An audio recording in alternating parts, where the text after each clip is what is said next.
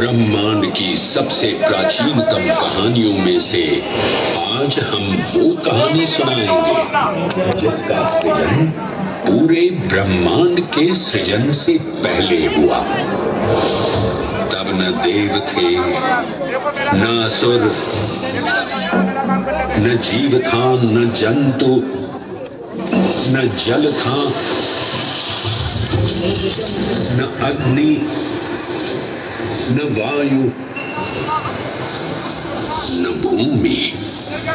समष्टि के शून्य में विराजती एक शक्ति, कालातीत और कालों के नियंता।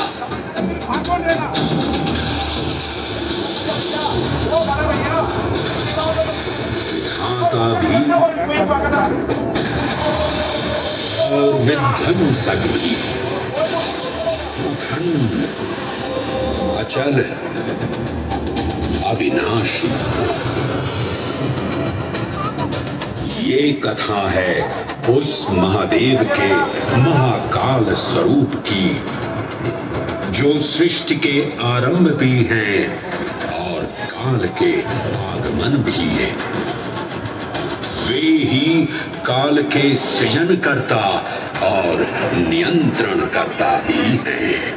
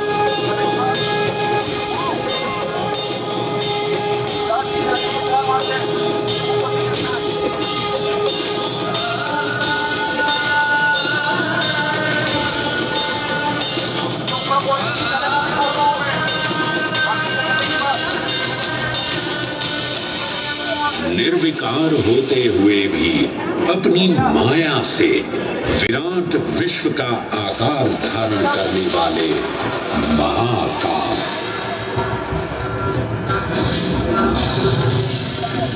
मेरुगिरी को धनुष और भगवान विष्णु को बाण बना दैत्यों के 3 पुरों का नाश करने वाले महाकाल। वो महाकाल जो तीनों लोकों में विद्यमान सभी शिवलिंगों में प्रधान है।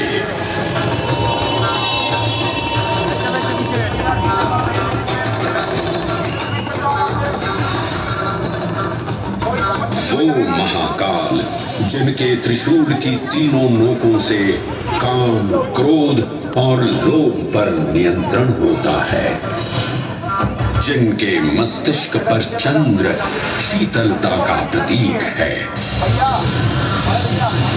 और जिनकी सवारी नंदी के 4 चरण सत्य, दया, दान और तप का चिन्ह है।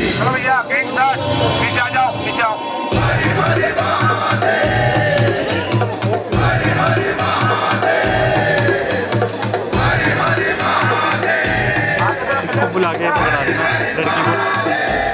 निशा न पुण्यं न पापं न सौख्यं न दुःखं न मंत्रो न तीर्थं न वेद न यज्ञ अहं भोजनं नैव भोज्यं न भोक्ता चिदानन्दरूपः शिवोऽहं शिवोऽहं। हरे हरे महादेव, हरे हरे महादेव।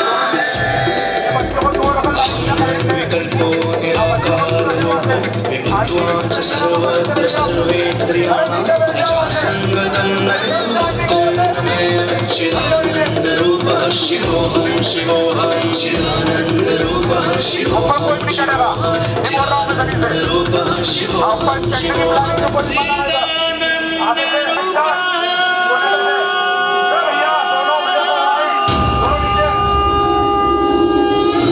वराह पुराण में कहा गया है, नाभिदेशे महाकालस्तन्नाम्ना तत्र वै हरः, अर्थात नाभिदेश उज्जैन में स्थित भगवान महाकालेश्वर तीनों लोकों में पूजनीय हैं।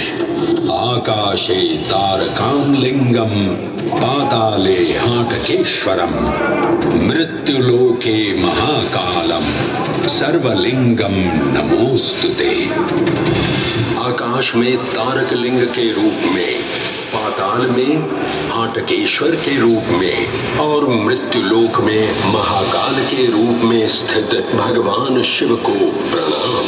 समस्त लिंग स्वरूपों में विद्यमान भगवान शिव को सादर नमस्कार। नाभिदेश उज्जैन का अटूट बंधन है महाकाल के साथ, जो महाकाल स्तोत्र में उल्लिखित है। उज्जयिन्यां महाकालम महाकालेश्वरम हरम महाकालम महायोगिनम नमामि पार्वती पतिं। तो चलिए मैं आपको कथा सुनाता हूँ इसी महान उज्जैन नगर की। उज्जैन, जिसे संस्कृत साहित्य में अवंतिका, विशाला, कुशस्थली, पद्मावती, कनकशृंगा, स्वर्णशृंगा, प्रतिकल्पा, कुमुदवती और अमरावती के नाम से पुकारा गया। उज्जैन, जो मनुष्य को मोक्ष प्रदान करने वाली 7 नगरियों में से एक है। उज्जैन, जहां 84 महादेव का आशीर्वाद प्राप्त है। उज्जैन, जिस पर सदा ही कृपा रहती है महाकाल की। यहाँ सतत क्षिप्रा नदी की निर्मल धारा बहती है। डमरों के नाद से जीवन को ऊर्जा मिलती है। घंटियों की झनकार मन को आनंदित करती है। और यहाँ का आकाश शिव आशीष स्वरूप है। श्मशान ऊषर क्षेत्र पीठम तू मनमेव च पंचकत्र न लभ्यते महाकाल पुरद्दते। अर्थात यहाँ पर श्मशान, ऊषर यानी अनुपजाऊ भूमि, क्षेत्र अर्थात पवित्र भूमि, पीठ यानी शक्ति स्थान और मन अर्थात आध्यात्मिक शांति का स्थल, पांचों एक ही स्थान पर उपलब्ध है। ये संयोग महाकाल की नगरी उज्जैन की महिमा को और गरिमामय बना देता है। उज्जैन के इस अलौकिक स्वरूप से प्रभावित हो महाकवि कालिदास अपने काव्य मेघदूत में लिखते हैं, हे जलधर, यदि महाकाल के मंदिर में समय से पहले तुम पहुंच जाओ तो तब तक वहां ठहर जाना जब तक सूर्य आंख से ओझल न हो जाए। शिव की संध्याकालीन आरती के समय नगाड़े जैसी मधुर ध्वनि करते हुए तुम्हें अपने धीर गंभीर गर्जनों का पूरा फल प्राप्त होगा। ये संध्या आरती जिसे कालिदास ने सराहा है अत्यंत महत्वपूर्ण है, क्योंकि ये वो प्रहर है जब सभी देवी देवता गंधर्व यहाँ उपस्थित होते हैं।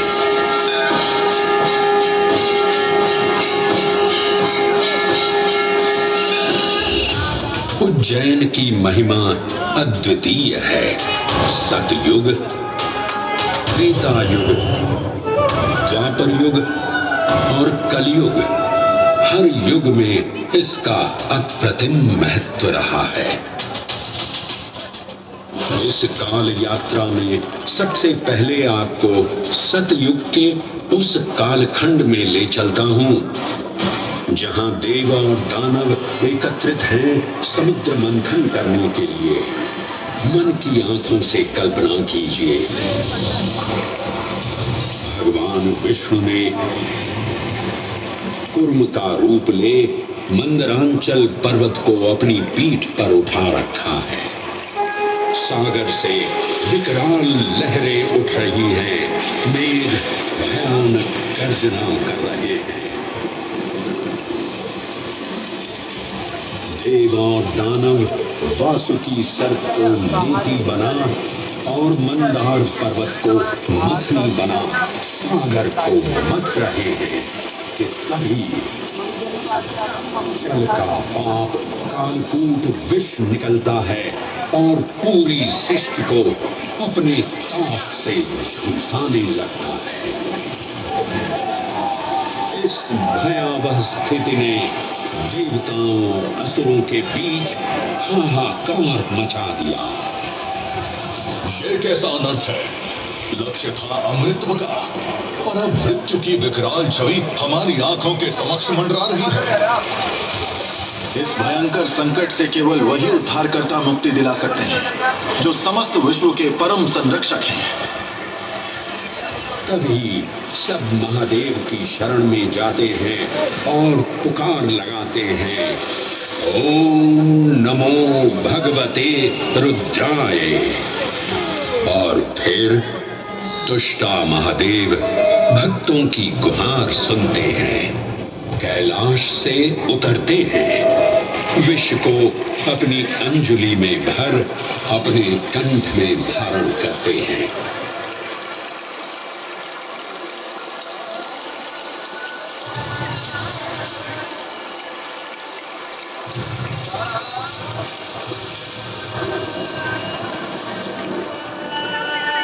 अंततो गत्वा सागर मंथन से अमृत कलश प्रकट होता है। जैसे ही अमृत प्रकट हुआ, दानवों ने इसे केवल अपने आधिपत्य में लेने की आकांक्षा प्रकट की और संघर्ष छिड़ गया। आज यदि हम इस अमृत को प्राप्त कर सकें, तो हम देवताओं पर हमेशा के लिए प्रभुत्व स्थापित कर पाएंगे। अमृत अपात्र हाथों में ना जा पाए, क्योंकि ये अपनी शक्ति का असीम दुरुपयोग करेंगे। इस अराजकता के परिणाम स्वरूप अमृत की कुछ बूंदें छलकी और पृथ्वी तक पहुंच गई। 4 स्थलों पर स्पर्श हुआ इन बूंदों का, हरिद्वार, प्रयागराज, नासिक और उज्जैन। अमृत की इन्हीं बूंदों के कारण उज्जैन में हर 12 वर्ष पर कुंभ सिंहस्थ मेले का आयोजन होता है।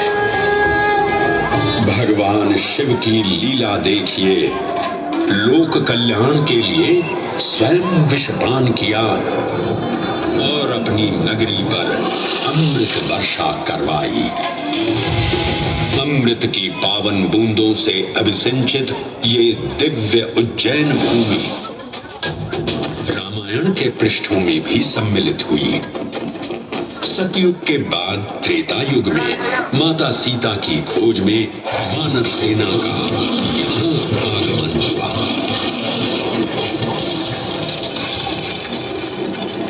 समय की इस यात्रा के माध्यम से अब प्रवेश करते हैं वाल्मीकि रामायण के किष्किंधा कांड में।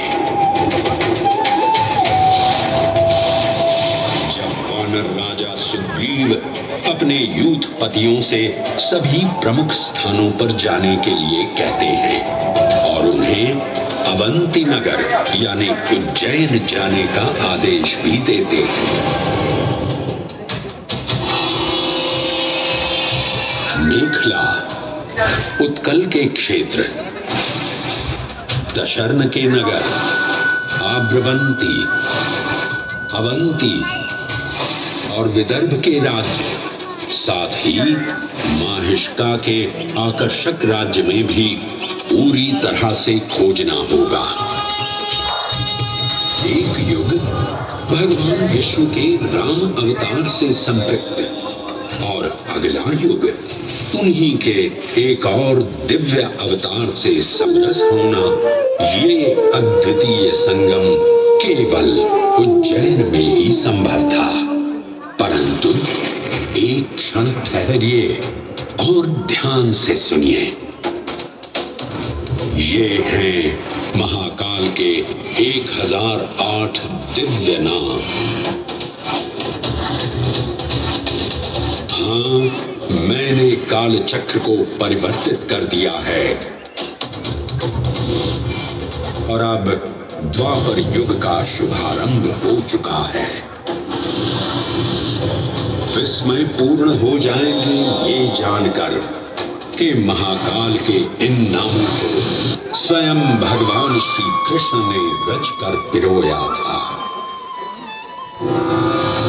महाकाल सहस्रनामावली की ये अद्भुत रचना उस समय की है जब योगेश्वर कृष्ण, उनके मित्र सुदामा और शेषावतार बलराम ने अवंती नगरी में स्थित सांदीपनी ऋषि के आश्रम में वेदांत दर्शन और शस्त्र विद्या की शिक्षा ग्रहण की थी। कहते हैं कि भगवान श्री कृष्ण को अवंती ने ऐसा मंत्र मुग्ध कर दिया कि यहाँ 64 दिनों तक रुककर उन्होंने 64 विद्याएं और 14 कलाओं का ज्ञान लिया। उज्जैन का संबंध महाभारत से भी जुड़ा हुआ है। इस महान महाकाव्य के वन पर्व में उल्लेख किया गया है कि महाकालेश्वर मंदिर में स्थित कोटि तीर्थ जल का स्पर्श मात्र करने से अश्वमेध यज्ञ के समान फल प्राप्त होता था। और फिर परिवर्तन की इस अनवरत धारा ने एक नई कहानी लिखी। उज्जैन में उदय हुआ मौर्य वंश का। सम्राट बिंदुसार ने अपने पुत्र अशोक को उज्जैन का राज्यपाल बनाया और समय के साथ अशोक के शासनकाल में धर्म का विस्तार हुआ। मौर्य वंश के पश्चात विभिन्न राजवंशों, सम्राटों और नरेशों ने उज्जैन की सेवा की। उनमें से प्रमुख मालवागण और फिर गुप्त वंश ने यहाँ राज कर इसके वैभव में वृद्धि की। उज्जैन ने अपने भव्य तेज से जहां महात्माओं और शासकों को आकर्षित किया, वहीं इस नगर पर आतताइयों की दृष्टि भी पड़ी।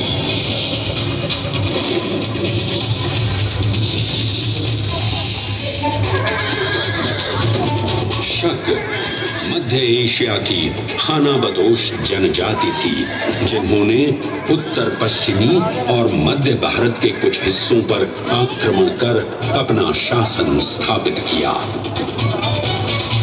ईसा पूर्व प्रथम शताब्दी में जब भारत शकों के अत्याचार से त्रस्त था, तब उन शकों ने उज्जैन पर भी कब्जा कर लिया और फिर उज्जैन में उदय हुआ एक तेजस्वी योद्धा, महाराज विक्रमादित्य का। एक तरफ शकों का बल तो दूसरी तरफ विक्रमादित्य का अद्वितीय पराक्रम। विक्रमादित्य की तलवार महादेव के तीसरे नेत्र सी चमकी। प्रचंड युद्ध हुआ। महाकाल की कृपा से शूरवीरों ने शकों को परास्त किया और उज्जैन में गणतांत्रिक शासन स्थापित किया।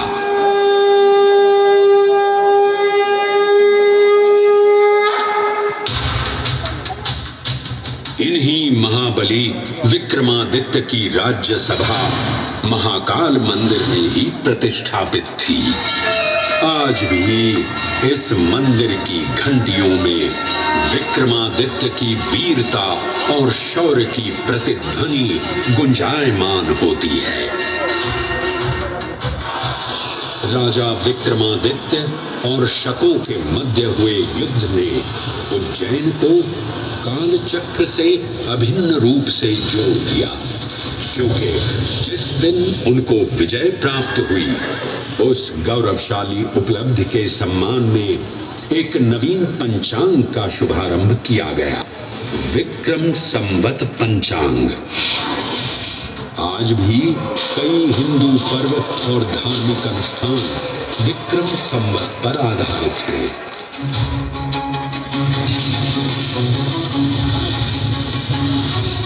पृथ्वी की भौगोलिक कर्क रेखा इस पावन उज्जैन भूमि से होकर गुजरती है।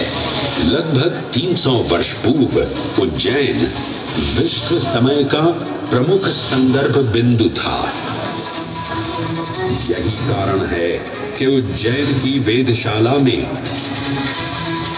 वराहमिहिर, आदित्य दास, ब्रह्मगुप्त, आर्यभट्ट और भास्कराचार्य जैसे महान विद्वान अनुसंधान और अध्ययन में तल्लीन रहते थे। खगोल शास्त्र का केंद्र, महाकालेश्वर का आवास, जगत गुरु कृष्ण की नगरी, विक्रमादित्य का राज। जयति जय उज्जैनी, वैभवशालिनी नगरी उज्जैन।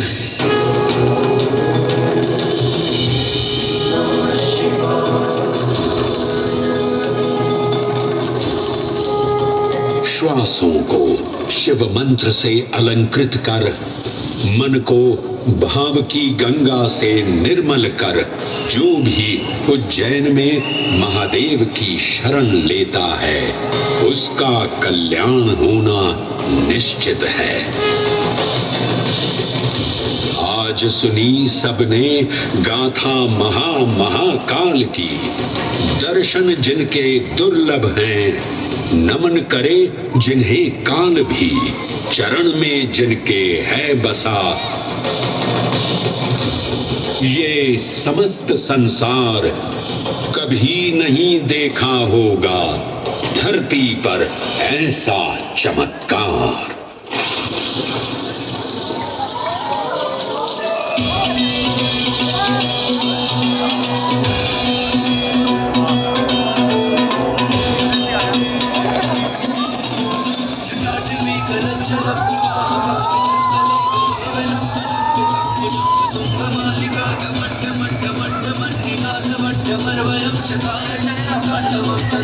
शिवा शिवा